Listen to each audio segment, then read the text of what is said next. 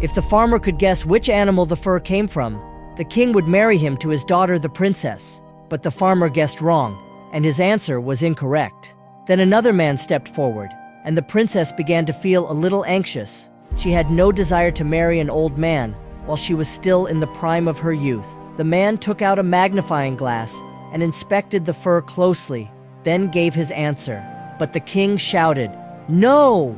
The third contestant was a prince from a neighboring kingdom, and his appearance perfectly matched the princess's taste. So she secretly asked the king what kind of animal the fur had come from, since the man who gave the correct answer would marry her.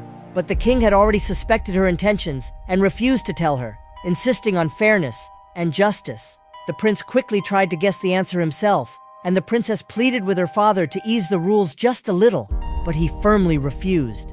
Because of that, the princess lost the chance to marry the man she was drawn to.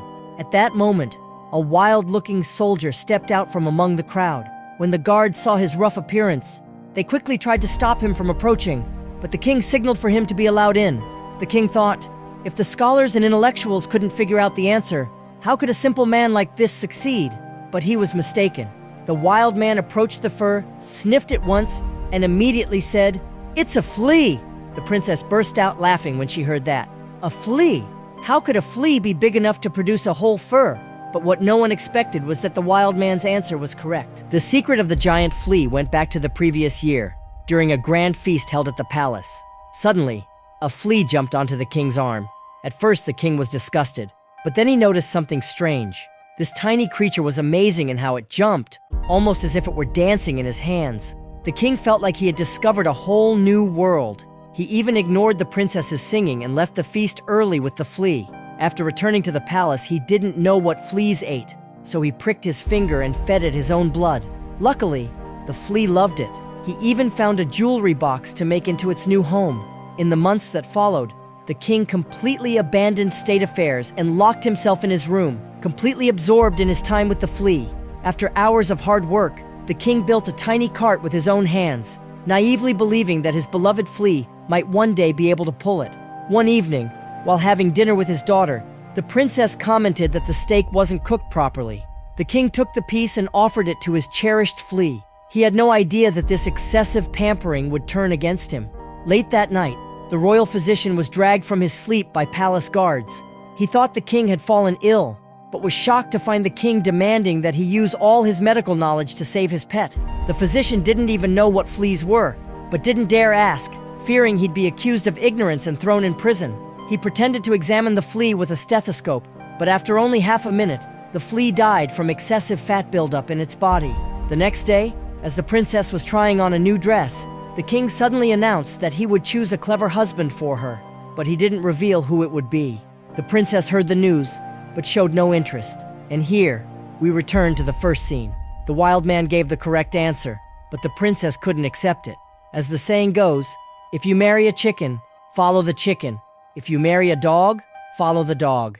But the princess, raised on tales of fantasy and magic, refused to live with a wild man. She said she would never sleep beside a beast, no matter what. She ran to the top of the castle tower, intending to take her own life. The king ran after her. He no longer cared whether his daughter was happy. All he wanted now was to preserve his reputation among the people. In the end, the prince returned, but the king gave his daughter to the wild man. The journey to the wild man's home was long and exhausting, and before long, the princess collapsed from fatigue. But luckily for her, the wild man wasn't cruel. He gestured for her to climb onto his back, and they traveled together through mountains and forests. More than once, the princess nearly lost her life along the way. At last, they arrived at their destination, a hidden cave deep within the mountains. The princess was overwhelmed with despair. She never imagined her father would throw her into such a miserable fate just to satisfy his selfish desires. Though the wild man offered her the finest cut of meat, she couldn't bear the harsh way of life and wanted to escape and return to the palace. But rocky cliffs surrounded her from all sides. As the sun set, she insisted on not going back to the cave.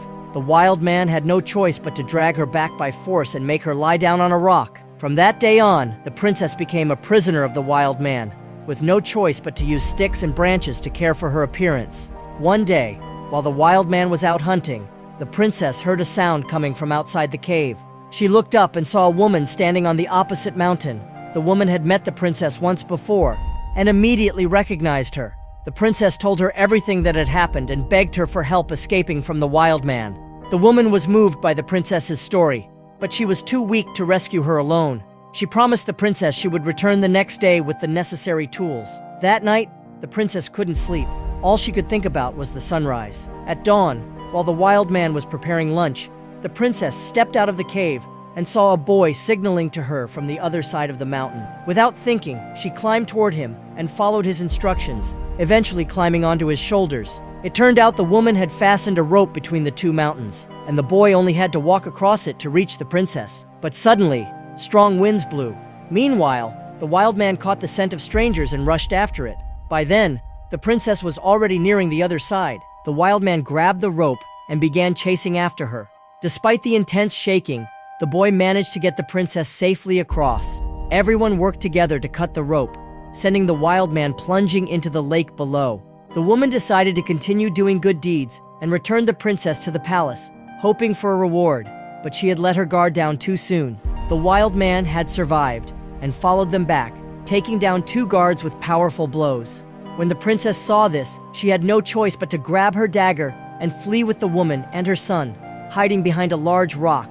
As they heard the wild man's heavy steps approaching, the son drank a strong dose of wine and charged forward, hoping to surprise him. But the wild man's skin was thick and tough. The blow had no effect. Worse, it enraged him. In a swift motion, he grabbed the young man by the neck. The mother tried to save her son, but the wild man threw her down and pinned her to the ground with his body. Both mother and son lost their lives. The princess realized there was no escape. She didn't know the terrain or any path to safety. Just then, the wild man used his sharp sense of smell to track her. When he found her, his face full of fury, he seized her and threw her to the ground. The princess surrendered, leaning against his chest in an attempt to calm him. Though she said nothing, her actions were effective. The wild man quickly relaxed. He then gestured for her to climb on his back so they could return together to the cave. But what the wild man didn't know was that a woman's tenderness can be a deadly dagger.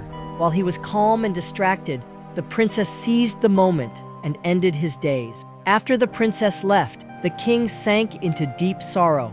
His grief soon turned into illness, leaving him bedridden. But one day, news reached him. The princess had returned. Overcome with joy, he rushed out of the palace to greet her himself. What he saw, however, left him speechless. There stood the princess, covered in blood, holding in her arms the lifeless body of the very man the king had chosen for her. The king said nothing. The look in the princess's eyes told him everything he needed to know. Within days, the king announced his abdication, handing the throne over to his daughter, admitting his recklessness and his failure to rule the kingdom wisely.